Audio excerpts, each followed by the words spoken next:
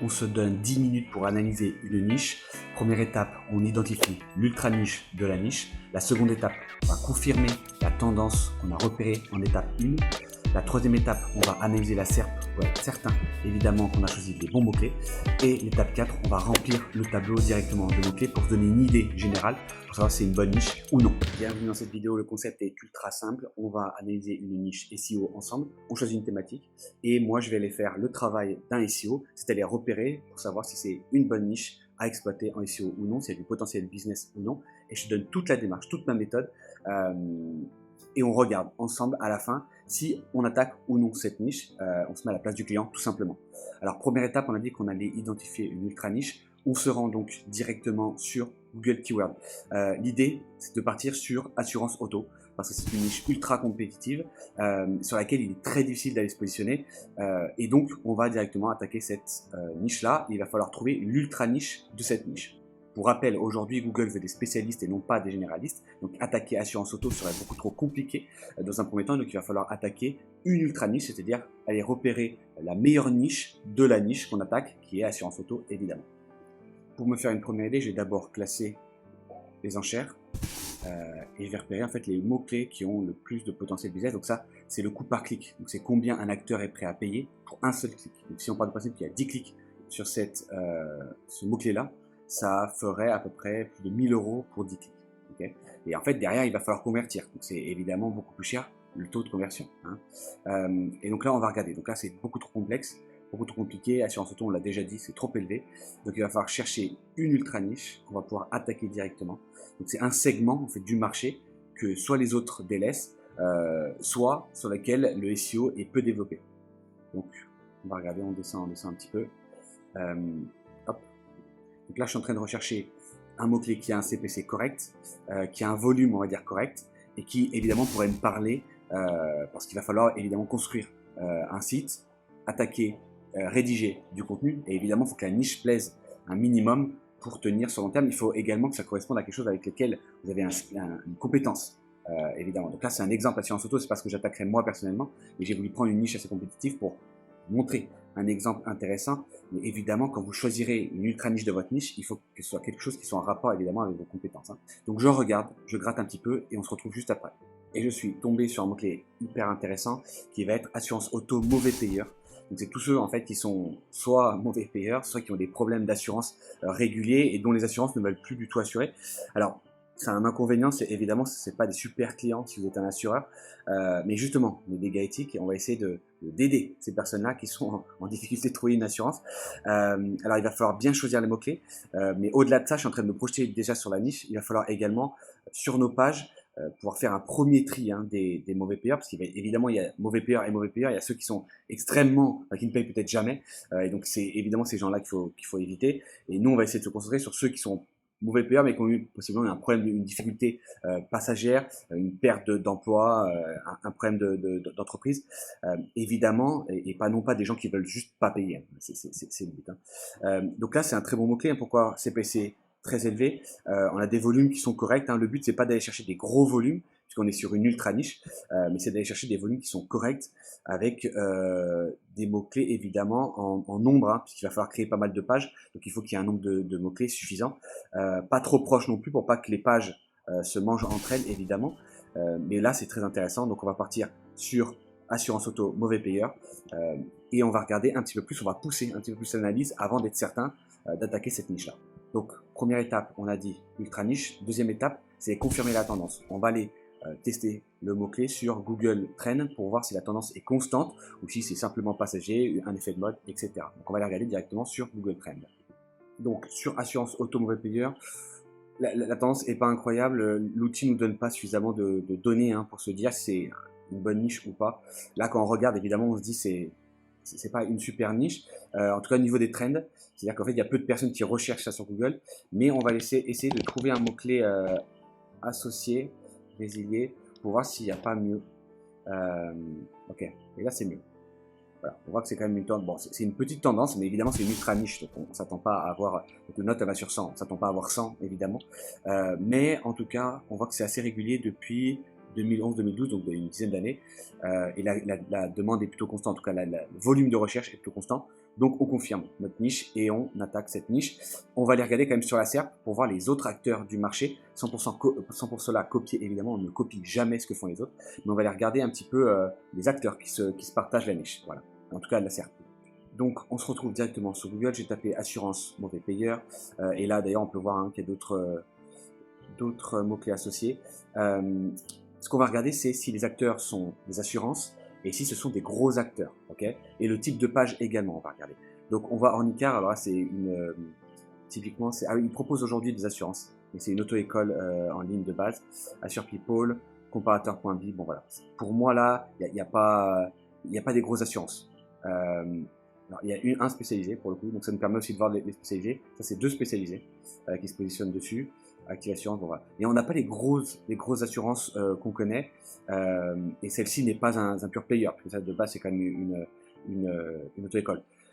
Au niveau des pages, alors moi je regarde jamais l'intérieur des sites, je ne veux pas copier ce qui se fait déjà, parce que certainement il y a des erreurs qui ont été faites, et je ne veux pas partir sur les mêmes biais d'erreurs sur lesquels eux-mêmes ont attaqué le mot-clé. Donc simplement je regarde rapidement, et on voit directement que c'est des pages internes, certainement des pages de blog. Nous, ce qu'on va essayer de faire dessus, c'est évidemment des landing pages par type de mauvais payeur. Alors celle-ci pourrait être sur la home page typiquement, et puis créer derrière des landing pages pour tout type de mauvais payeur. C'est des mots-clés qu'on va aller regarder tout de suite là maintenant.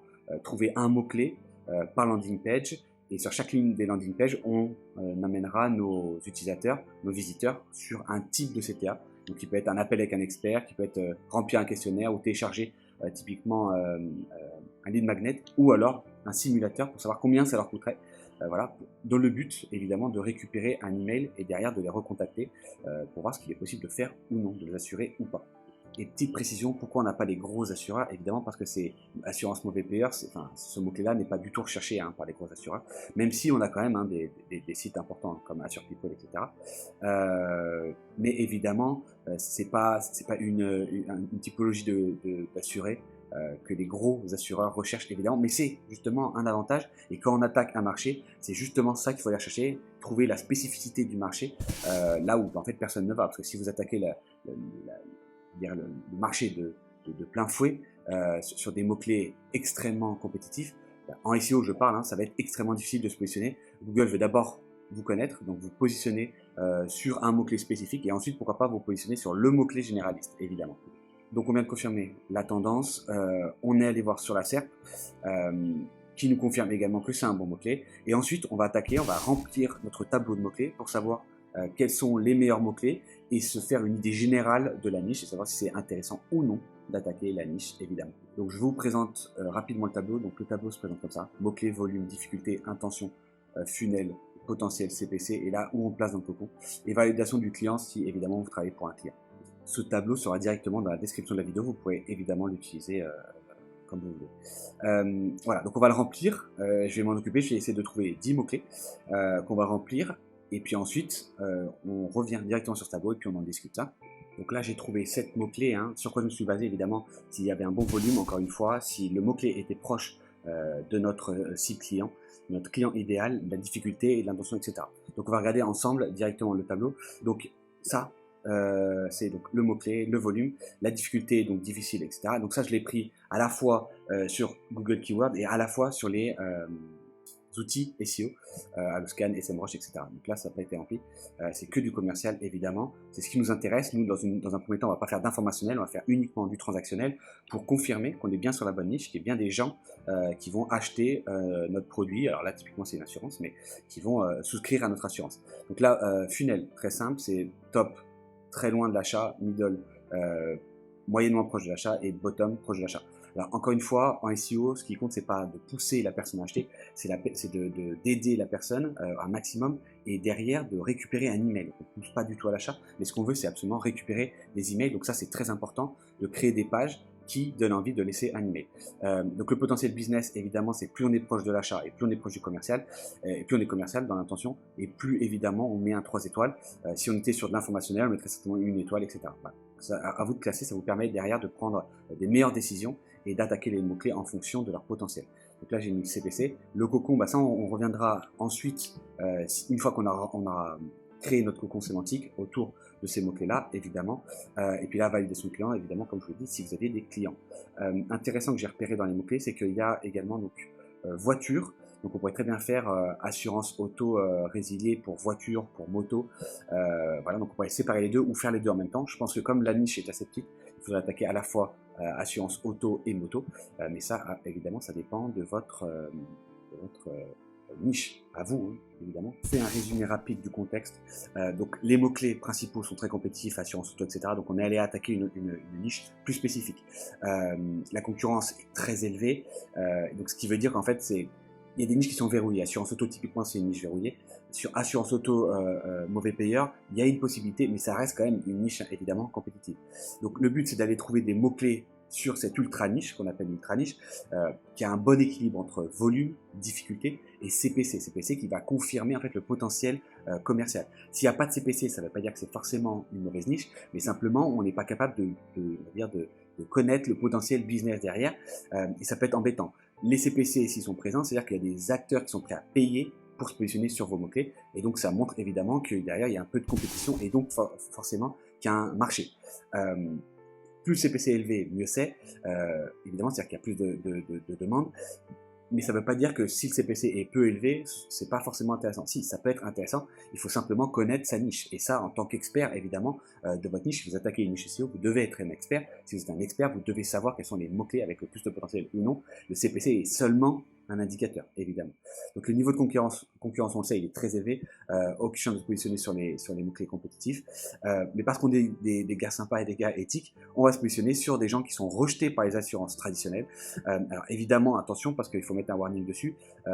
S'il y a peu de compétition sur ces mots-clés-là, c'est parce que aussi les assurances sont pas très friands de prendre ce type d'assuré, évidemment.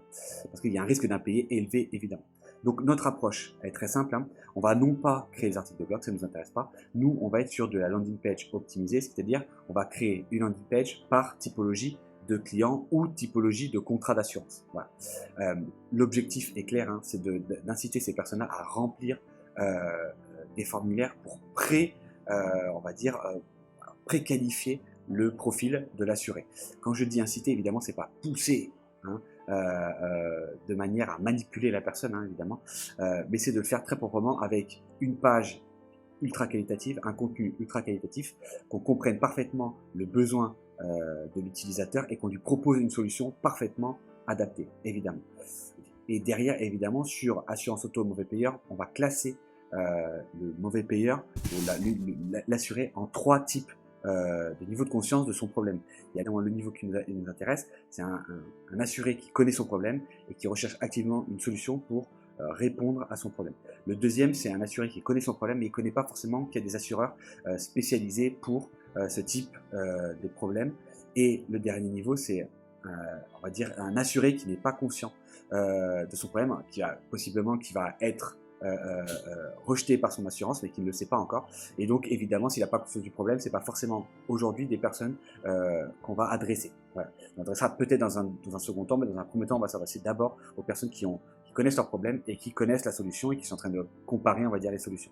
Voilà, cette analyse est terminée. J'espère qu'elle vous aura plu, qu'elle vous aura permis, on va dire, de comprendre la réflexion pour trouver une bonne niche ou alors pour travailler la niche de vos clients. Voilà, je l'ai fait en 4 étapes. On peut aller encore plus loin, évidemment, mais ça nous permet d'avoir une meilleure vision de ce qu'est le marché et de savoir si on attaque ou non et le potentiel SEO de la niche. Merci d'avoir regardé cette vidéo jusqu'au bout. N'hésite pas à mettre un petit commentaire pour me dire ce que tu en as pensé. Et puis, je te dis à très bientôt. Et les ressources, évidemment, gratuites sont en dessous de la vidéo. Je vous souhaite une excellente journée. God bless.